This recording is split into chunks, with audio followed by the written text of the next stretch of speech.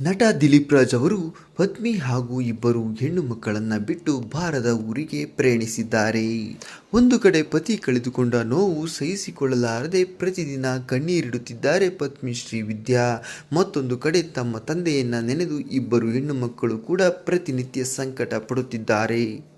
ದಿಲೀಪ್ ರಾಜ್ ಅವರು ಸಿನಿಮಾ ಸೀರಿಯಲ್ನಲ್ಲಿ ಎಷ್ಟೇ ಬ್ಯುಸಿ ಇದ್ದರೂ ಕೂಡ ಹೆಚ್ಚು ಸಮಯ ನೀಡುತ್ತಿದ್ದರು ತಮ್ಮ ಕುಟುಂಬಕ್ಕಾಗಿ.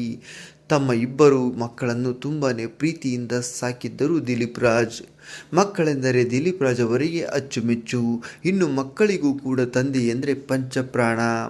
ದಿಲೀಪ್ ರಾಜ್ ನಿಧನರಾದ ದಿನದಿಂದ ಇಂದಿನವರೆಗೂ ಪ್ರತಿದಿನ ತಮ್ಮ ತಂದೆಯ ಜೊತೆಗಿನ ಹಳೆಯ ಫೋಟೋ ವಿಡಿಯೋ ಹಂಚಿಕೊಂಡು ತಮ್ಮ ಮನಸ್ಸಿನ ನೋವನ್ನು ವ್ಯಕ್ತಪಡಿಸುತ್ತಿದ್ದಾರೆ ಮಕ್ಕಳು. ಇನ್ನು ಇಂದು ತಮ್ಮ ತಂದೆಯ ಜೊತೆ ಕೊನೆಯದಾಗಿ ಕಾರಿನಲ್ಲಿ ಹಾಡಿದ್ದ ಹಾಡೊಂದನ್ನು ಧೃತಿಯವರು ತುಂಬಾ ಭಾವುಕರಾಗಿ ಹಾಡಿದ್ದಾರೆ. ಇದು ನನ್ನ ಅಪ್ಪನಿಗೆ, ನನ್ನ ಡ್ಯೂಡ್ಗೆ, ಇದು ನಾನು ಮತ್ತು ನನ್ನ ಡ್ಯೂಡ್ ಕಾರಿನಲ್ಲಿ ಒಟ್ಟಿಗೆ ಹಾಡುತ್ತಿದ್ದ ಕೊನೆ ಹಾಡು ಎನ್ನುತ್ತಾ ಮರೆತೇ ಓದೆನು ಹೊರಟ ಕಾರಣ ನಿನ್ನಯ ಮಿಂಚಿನ ದಾಳಿಯಲ್ಲಿ ಎನ್ನುವ ಭಾವನಾತ್ಮಕ ಸಾಂಗನ್ನು ಹಾಡುತ್ತಾ ಕಣ್ಣೀರಿಟ್ಟಿದ್ದಾರೆ.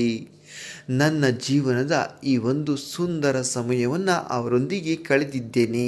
ನಾನು ನಿನ್ನನ್ನು ತುಂಬಾ ಪ್ರೀತಿಸುತ್ತೇನೆ ಡ್ಯೂಡ್ ಎಂದು ಬರೆದುಕೊಂಡಿದ್ದಾರೆ.